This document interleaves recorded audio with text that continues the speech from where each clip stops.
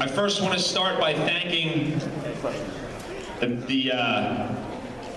Mr. Joslin. Mr. Joslin put this all together for you guys. It's an amazing and quite a lot of work goes into this, and it's an amazing program. So let's give Mr. Joslin a round of applause. Mr. Joslin had a lot of help from a lot of the faculty and staff here at Middle Township. It's so many, it's too many to name. So let's give those a round of applause as well.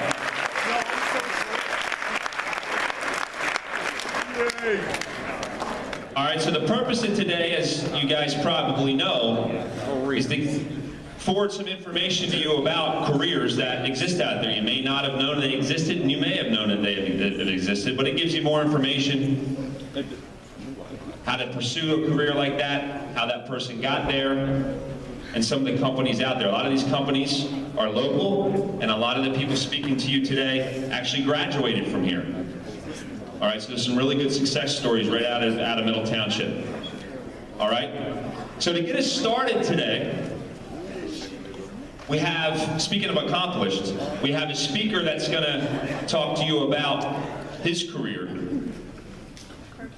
When we got this speaker, we kind of took a step back and said, oh wow, you guys are in for a treat, okay?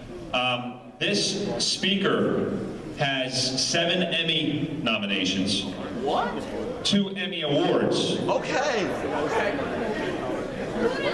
I'm telling you. He had a 50-year career. All right? He is retired Of course. from NBC New York. Whoa! That's right, I'm telling you. He got his start, okay guys, he got his start at a young age. At around 11, he already had 2 TV commercials. Oh, he's bugged. All right, those TV commercials were for a toothpaste company called Pepsodent. All right, and those commercials nearly paid his college career, most of his college. He began taking acting lessons in New York City at the age of 15. At 16, he was the Summer Stock Theater. He worked at the Summer Stock Theater as general apprentice and stage actor. We're talking about your age here now, okay? 17 and 18, he was an intern, Edward R. Murrow's Person-to-Person show in CBS TV News New York. He went on to college at New York University, where he majored in communications. Minors, he had 2. Journalism and psychology. After college, it just continued on. His career was in television broadcasting as an executive producer. He was a producer and director and writer in news talk, entertainment, and variety. CBS Sports. He was the coordinating producer for the NFL on CBS. Some of the major news events that he covered as a producer or director were all the all of the early NASA manned space flights, okay? The takeover of Cuba by Fidel Castro, Dr. Martin Luther King Freedom March, the assistant news director at KYW TV3 in Philadelphia, and the list goes on, guys. But I don't want to take any more time away from him speaking to you. Is it Mr. Frank? All right, so I want to introduce to you Merrill Major. Give him a hand.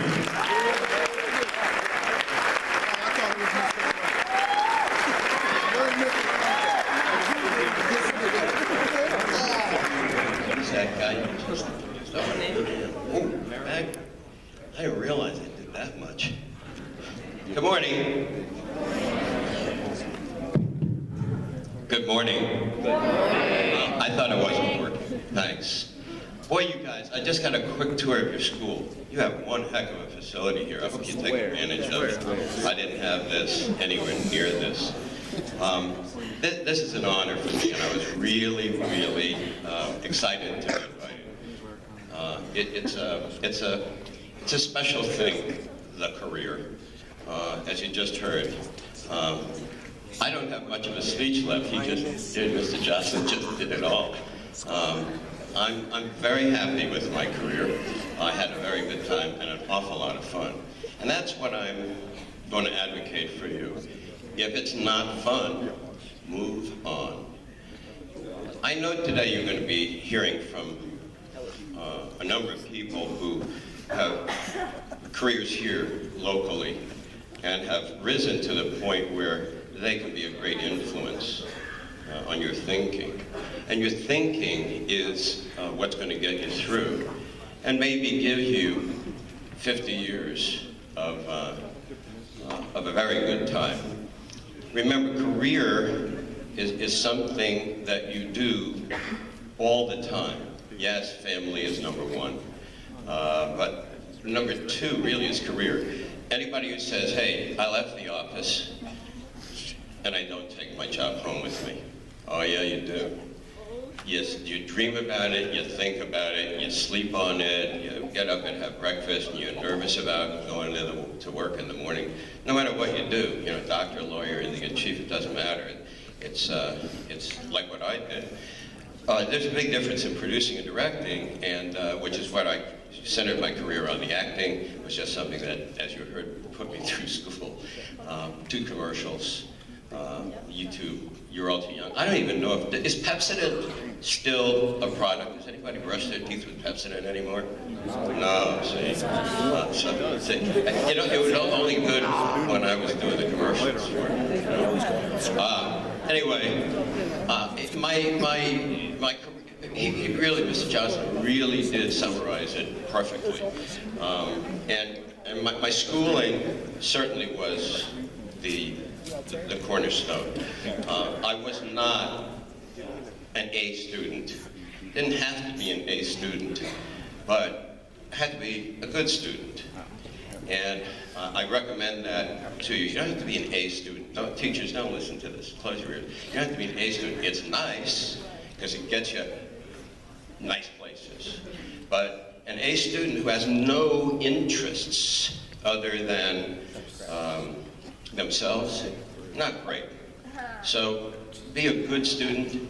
Look for other things too. I'm going to touch on that in a minute. I can actually turn this page with this little note. My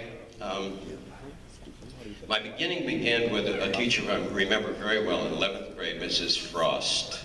Irene Frost. I can picture her today. 11th grade, so that would have been, what, 5 or 6 years ago, because what? That's funny? Okay, 6 or 7, you buy 6 or 7 years ago? Okay. I like that lady, right? To hire her, who's ever in the room can hire people. I do remember her because the assignment was my career. And I was, let's see, 11th grade, so what was I? Junior. Whatever. Yeah, thank you.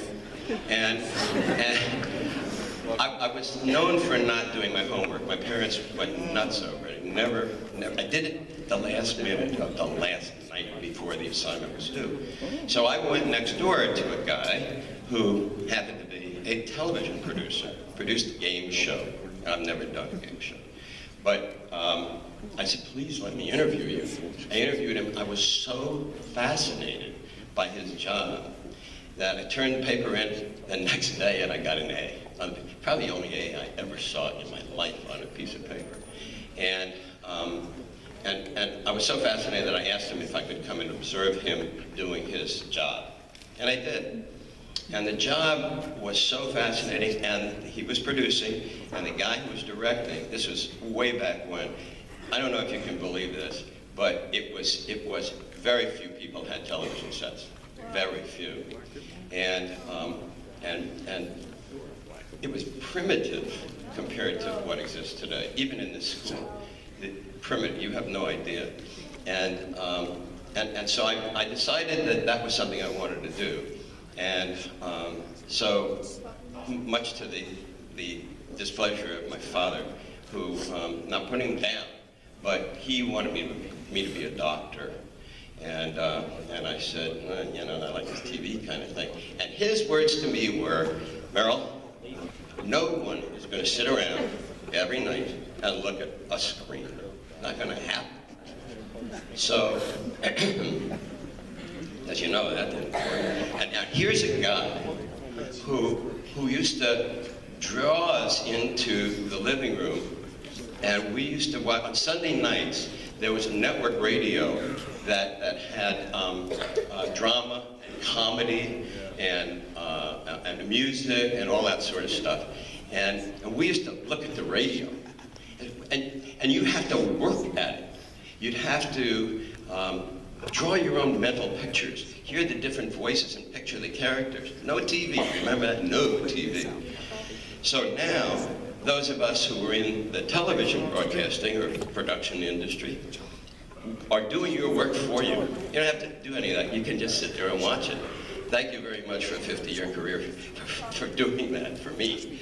But that's what it was. The news was all sounds and guys with great voices talking about the world events, local events. Now, we do it all for you. And over my 50 years, I did mostly television news. I did go off for a while and directed a couple of soap operas that you probably don't know about and don't care about. Then there were the days of me risking my life, which was much to the displeasure of my wife. Yeah, I got shot at a few times in Cuba. I crossed the bridge in between Selma and Montgomery. By the way, if you get a chance to see the movie Selma, it's pretty close. My wife didn't know I actually did that because I was afraid to tell her. She didn't like me doing these dangerous things, but you know, I did these dangerous things. And I did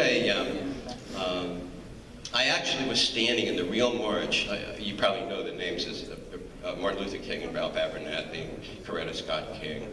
And Martin Luther King crossed that bridge, attempted to cross the bridge 3 times. And on the 3rd time, he actually did it without being tear gassed. However, I was a young guy. I was 25 or so, yeah. They said, hey, send that little kid in there, you know, let him go and get tear gas, what the heck. However, that time, we didn't get tear gas. I was there with a mic, you know, shaking like this. I was right between Martin Luther King and Ralph Abernathy. And I'm saying, what am I doing here? But I had to ask questions. We had those big, long, what they call pencil mics, or big sticks. They were about 14 inches long, as I recall. And I'm standing there between them with a mic, like that, in between the two of them. And I hugged Ralph Abernathy because he was bigger than I. And I was asking him a question. But the mic, I noticed what I was doing. I was so scared, my knees were numb. But it was exciting. And I learned a lot. I learned a lot about people from that march. And it set me up for deciding to stay on the news side. Every once in a while, as I say, I needed a little relief. My daughter is an executive producer, and she does those reality shows, you know, those things. And I've worked for her. It's strange. That's a strange world. But she did Biggest Loser. Hear that? Yeah, you've heard of that. Everybody. Anybody who's watched Millionaire Matchmaker on Bravo? Oh, these are hip people. My daughter hated doing that show. I've met Patty, and Patty is a nice kind of lady, and she's tough. Whoa, she's tough. But she's another one of the people who have influenced my life, and that's what I got out of all it, because my mind was open. And if you guys have the same enthusiasm about whatever job you do, contractor, I was a contractor here. And that's why I'm home now, to be honest. I live in Florida, but I came from Cape County originally, 42 years here. And I know an awful lot of people. I know some of your faculty too. You got a good team working here with you. And take advantage of that. Take advantage of whatever experiences you can have. And remember that the most important thing about working is not the money. It's really the experience. So, as you're going along here, I mean, you guys, some of you really have just joined this building, and some of you clearly are about to leave this building, hopefully with a sense of what you want to do. And you don't have to, you know what I mean? You don't have to follow what you want to do right now, because the world is really wide open for you. It really is. You can stay in this area, and trust me, I come back here to visit people that I actually call family here. We introduce each other as family. There's a bond that happens here that I haven't found wherever else I've lived. I've lived here, I've lived in Florida, I've lived and worked in Florida, lived in New York for a very, very long time. Actually came from Montreal, Canada, originally. And I have a specific love for Cape May County. I even come back here when it's 11 degrees outside. My gosh. I left Florida yesterday. It was, what, 67 or something like that at 9 o'clock in the morning. And oh, it was cold down there this morning. It was 59. And I'm telling you, everybody was saying, Merrill, why the heck are you going back to New Jersey when it's going to be 11 degrees? And my answer was to know why I decided to sell my home here and move to Florida. That's why no, it's not. I'm back here to talk to you. That's what we do. And I'm going to try something here. Anybody brave enough to say yes? Yes. No. That's what I want to hear. Okay. I'm not going to have a lot of time to ask a lot of people stuff. But he says yes? Try it. Rehearse it. No, he says. Yes. Yes. There you go. That guy's got a future. And he's blushing just like I blush all the time. All the time. I blush at supermarket openings. It's tough. All right, let me try something here. How many have a thought right now what you might like to try to pursue in terms of a career? Oh, I'm impressed. Yeah, why don't you do? What's your name, sir? Excuse me. Let me get it. Morgan. Stand up. I'm old. I can't leave. Well, I might. What are you interested in doing? Actually, film or TV production. Welcome to the club. Thank you. It's a noble profession. I didn't plant him there to say that. That's good. We'll talk later. I'll be in your class. Anybody over here? Yes. Who I can get? What's your name, sir? My name is Marshall. Marshall, what interest do you have? Astronomy and singing. He's a rat. Astronomy and singing. You know, thank you, Marshall. You know that there was an astronaut, Mark Hatfield, from Canada, who did singing in the ISS, the International Space Station. You know that? ISS here. So you could do both. Different than the... Yeah. Anybody else? How about some woman? A lady, take a picture. Stand up. Tell me your name. No, I'm about to stand up. Chloe wants to join what profession? She wants to be a singer. I'm going to talk about singers in a couple of minutes. Military thing for a second. There's a need in this world, certainly, especially at this particular time, to have people do things that are good for people. I'll include the military, I'll include medicine, I'll include, in fact, astronomy. Those are noble professions, and it takes a special person to go into it. Yet don't make a lot of money, and I'm talking about including medicine. Doctors now are really hurting. So doctors, nurses, really hurting, but they love their jobs. I know a whole bunch of nurses, a couple of people, and they wouldn't change it for the world. So pursue, things that you want to do, including, I became, when I was about to retire, I became a property manager. And I self-taught with a lot of help from, little help from my friends, a lot of help from my friends. Right here, I had a property management business, and I covered Stone Harbor and Avalon, and actually started the rescue squad in Avalon with another guy. One of my side things was I'm also a paramedic. I don't know, I think I studied at night, I don't know how, but I went to school and I did all that just for myself, for no other reason.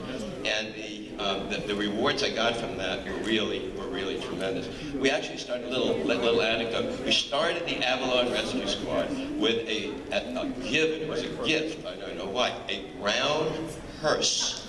That was our transport vehicle, a brown hearse. So picture this.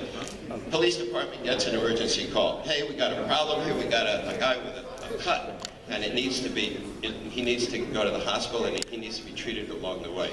So you pull up to a house in a hearse.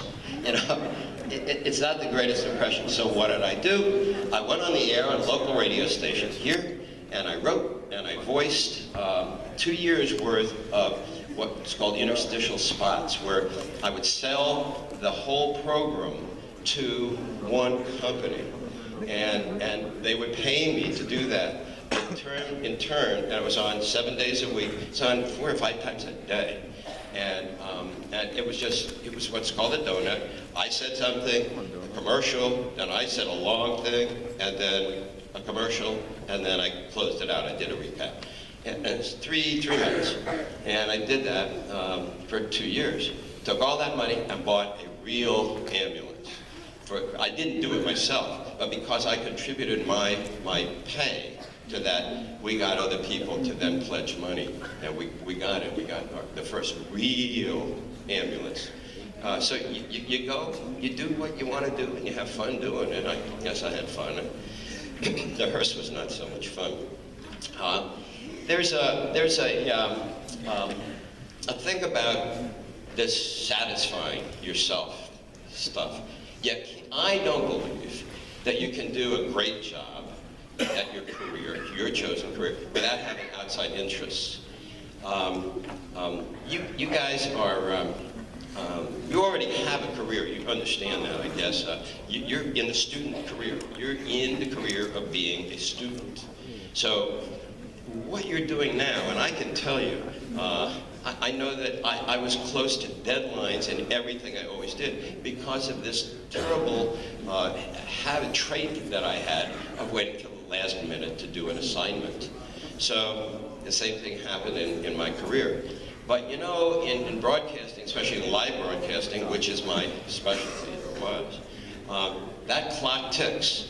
And when it gets up to be 6 o'clock and the news is going on, you can't get on the air and say, excuse me folks, we're not quite ready yet, so keep there looking at your TV set. Nothing is going to happen till I'm ready to give you the news. Can't do that. It starts, you gotta go. And I tell you, when your time is up, if you don't stop, somebody will go click and you're gone.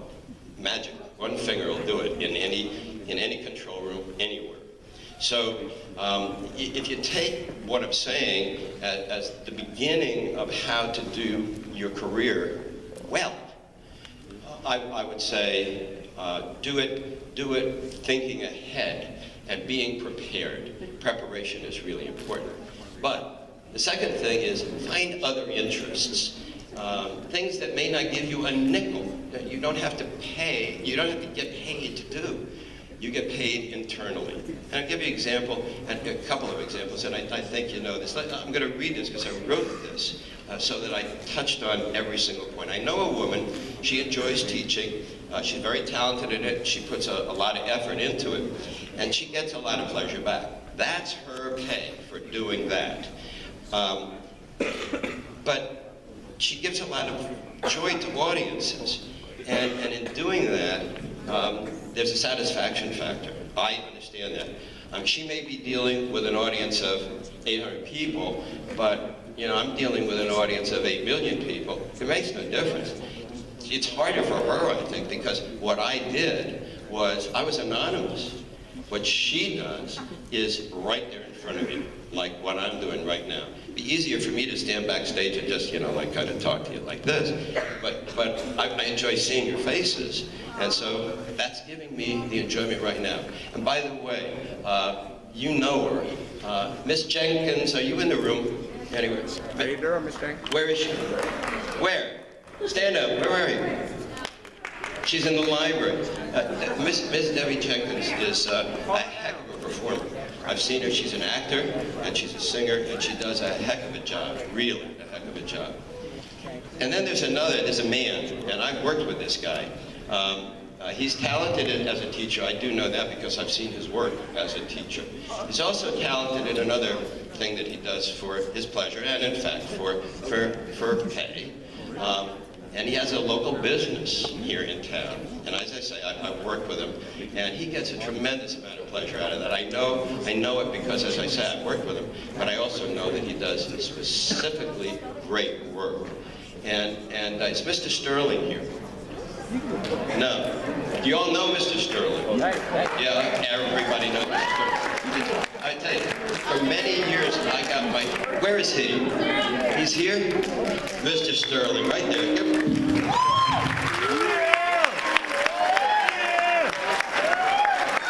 Celebrity. That's a celebrity, see? Mr. Sterling has a reputation, a great reputation around town. I got my hair cut for years by the same woman in the courthouse. And one day she asked me, "Hey Merrill, what is it you do?" And I said, "I do this and that. I property management." So, "Oh, do you know Mr. Sterling?"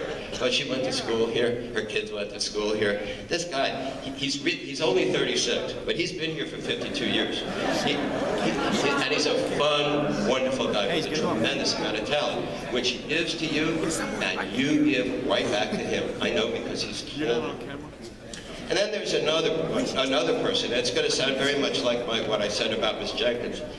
This woman is a teacher. She's here, very talented, loves what she does. I mean, loves what she does to the point where I can barely get a word in edgewise before she's telling me all the great things about you guys. I mean, it's terrific. I feel like I know you already. And I have sat in seats I got to tell you, I sat in that seat where this woman is, right here in the black. I just enjoy listening to her. She is a singer, and believe me, in the entertainment industry, I have heard singers, but she's going to kill me for doing this. If you have never heard Ms. Buckingham sing on this stage, you're missing something. Where is she? Ms. Buckingham. Where's she at? Professor, where are you? She's here somewhere. Where? Somebody else has to point her out. There she is. Miss Buckingham.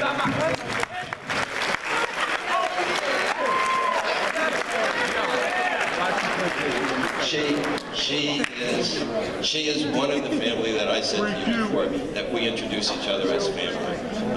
This is the woman I've watched grow up, and I said to her mom today, she gave me a quick tour of your fabulous facility, and I said, I'm touched by seeing her classroom and her in a classroom. I know she's wanted to do this forever. And so I'm happy for you that she's happy here with you. Great lady. All of these people are great. I know a couple of others. I know a couple of administrators on the staff. I met Mr. Jocelyn. I just totally impressed with this. You guys are very, very lucky. What do you think? What do you? Let me go back down here again. What do you think is the most important thing in a career? I'm going to just come up here and see if I got anybody up on this side to give you all right. Most important thing in a career, somebody. Now I'm forcing you. Okay, he's pointing to you. Stand up. Come on. No. Stand up. What's his name? No. Zaire. Somebody else has to tell you. What do you think is the most important thing in a career?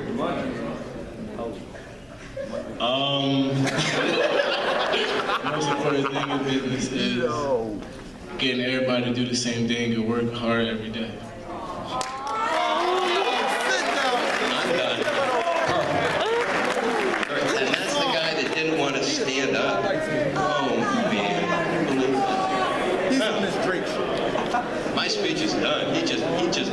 Oh, recap. Did you just think of that, or did you have that in your mind? Seriously, answer me. Answer me. He doesn't know? Yeah, I don't believe that. I don't believe that. We'll talk about that later. Anybody else? What's the most important thing? Why does she have to volunteer you? Do you have an idea of what the most important thing is?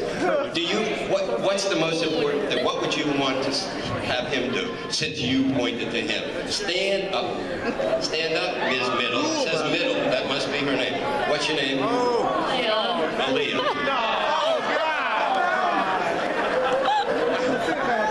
See, I should have been not a director. I should have been doing this all my life. What's the most important thing in a job? Money. Thank you. How many think money is the most important thing? I'm going to prove you wrong in a second, but it's the answer I get most of the time. Right? It is. Thank you for volunteering him. So there. Anybody over here? One more. One more. The most important thing in a job that's not money. Nobody knows what the most important thing. We got up here. Who shouted out what? What? Say it again. Spirit. I got it. I got your answers. Experience. Experience. That's the second most important thing, and the first is not money. The second most important thing is experience. Yes, yes, ma'am. Raise your hand. And that's it. That's number one. Cheater. Looking forward to going to work every day. That's it. Thank you. I was going to wait for. All right, on my way back. Oh, there's another. Have you met the other Miss Middle? There's a Middle sitting over there too. What's your name? Erin, Erin. What's the most important thing? that you love what you do. That you love what you do. You see, and that is the most important. Everything you said except for the money, because the money comes, and more money comes when you have those other qualities. Erin's, and I'm telling you, it's a satisfaction. And I'll tell you this too. I have made some money. I have made not some money. I have been in positions where I really, really was concerned about my next meal. I had a family, had a daughter, wife. There were times, and it happens to everyone. So now let's touch on getting the job that gives you the experience, and then gives you the happiness, and then gives you the money. In order to get those things, you've got to do a little homework. And your homework is to prepare. And that preparation starts with getting the interview. What you need to do is figure out a way to get in to where you want to be interviewed for the job you want to get. So, you prepare yourself. You know that you're interested in that profession. Let's say you want to be in astronomy, and you have studied it because you love to study it. It means you'll probably be good at it, and then you're going to go and get this interview. However you do it, by phone, by having somebody introduce you to somebody, like was what happened with me. There are various ways to do it. You only got one shot at it, generally. And so think about what the proper wardrobe would be when you went to this job that you're hopefully going to get. And then step it up one peg. If what you would normally wear, and it just happens is what I'm wearing today, you normally be wearing a sweater, put a jacket on over it, not a Middle Township windbreaker. You know, that's number one. Number two, when you go to the interview, sit up straight. You know, somebody sitting in a chair like this is not going to impress me. Remember, I've been on both sides of the desk, been the interviewee and the interviewer. And I know from whence I speak, I have lost jobs because I did not make the proper impression on the person who was interviewing me. Obviously, don't chew gum. Make sure your cell phone is not only on what I call stun, you know, vibrate, but it's off.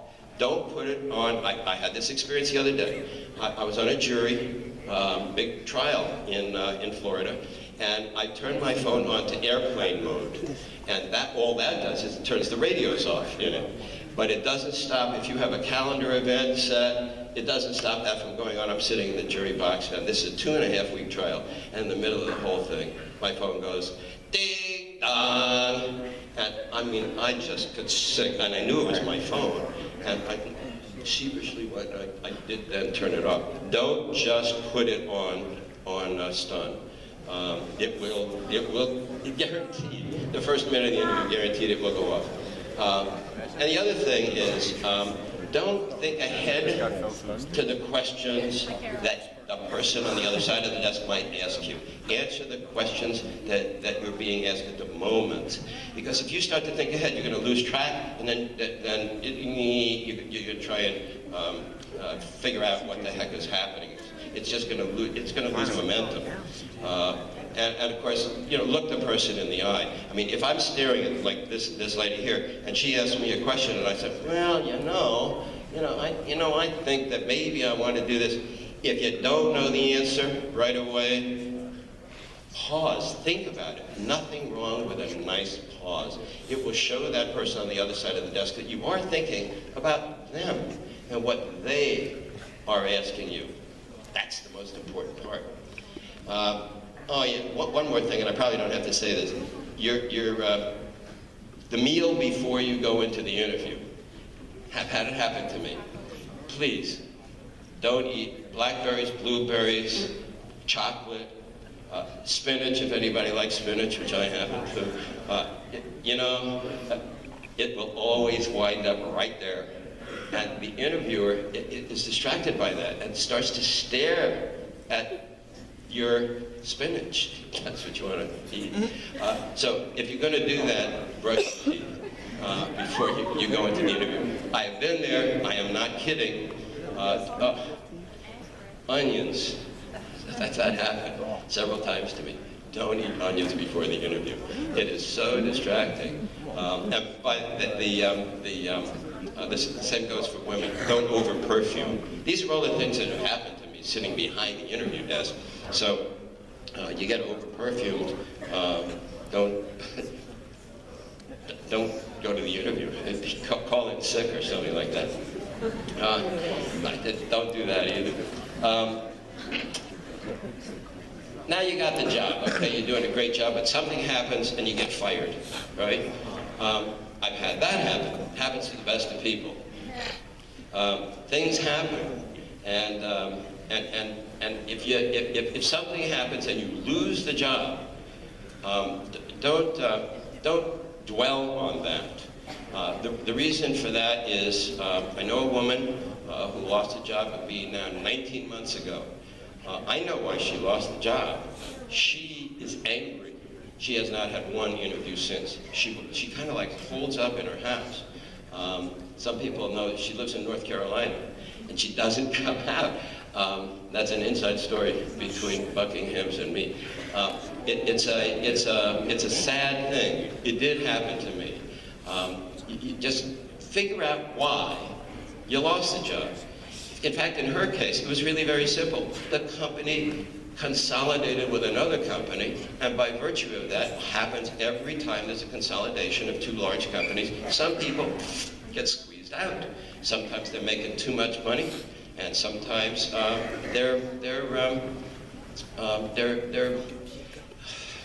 get a buyout. Somebody says, "Here, take this huge amount of money and go off and find another job." But in other cases, they just don't have a job. Getting angry doesn't let you analyze what the heck happened. Maybe it was your fault. So I probably shouldn't give you this little tip. Let me see if I have time to give you this little tip. No, I don't. So there. No. Do it. The tip simply is don't dwell on it. I've given you some tips. I know I can't give you all of them, but if I might just leave you with this. I know a guy, knew a guy, who did what I'm going to advocate. Have a dream. follow the path to that dream. It's going to take you this way and that way and the other way, and that's fine. Be flexible. Flexibility is really important. But this guy and my paths, we were in two different endeavors completely. We had a similar track, but we were going in different directions. And he was hell-bent on getting to his place. I was hell-bent on getting to mine. We had this discussion several times. And he realized his dream. He really did. He's not with us anymore, and I'm really sad to say that. But Mr. Jocelyn hinted at who I'm talking about. You may have already guessed. But he did follow the dream, and it was Dr. Martin Luther King. Yes. Okay. I do it. I do that to myself all the time. When I hear his name, I know that it's the anniversary of the very sad event on Dr. Martin Luther King Day that just happened. I urge you to follow your dream. I really do. And if I've said anything here today that helps you when you go and see these other people in the various classrooms that they're going to be in today, where you might have an interest in that specialty, think about it when you talk to them. Ask them questions that you have, even about the possibility that that could be your dream, because that will help you follow it. I thank you very much for inviting me. It's great to see you guys. Good luck to all of you. Good luck to all of you. Thanks. Have a great day, career day. I work at Maurice Pierce over in Wildwood, New Jersey, and I'm the public relations manager at Maurice Pierce. Or someone who is focused on doing the medical and dental route. I have enough if anybody wants to have one. Count for my years of service with Meta, not my overall years of service in law enforcement. So I'll get one more there, and then when I get that one, I'll also become a patrolman first class, which then will give me talk to families. They teach you how to talk to children, how to do this job. You get 10 weeks of that, so you're not just jumping into it, not knowing what you're doing, because you really don't know what you're doing until you start to work as a case manager. We'll actually take any type of a very, very good. We did a mathematics case earlier, so those are the different things that you definitely need to be strong in chemistry. And so we all had not negative remarks, please. She gets sued by I had a 3-year contract. It was called pay or play, which means that if the boss decides that I'm gone inside that time, they'll pay me 100% of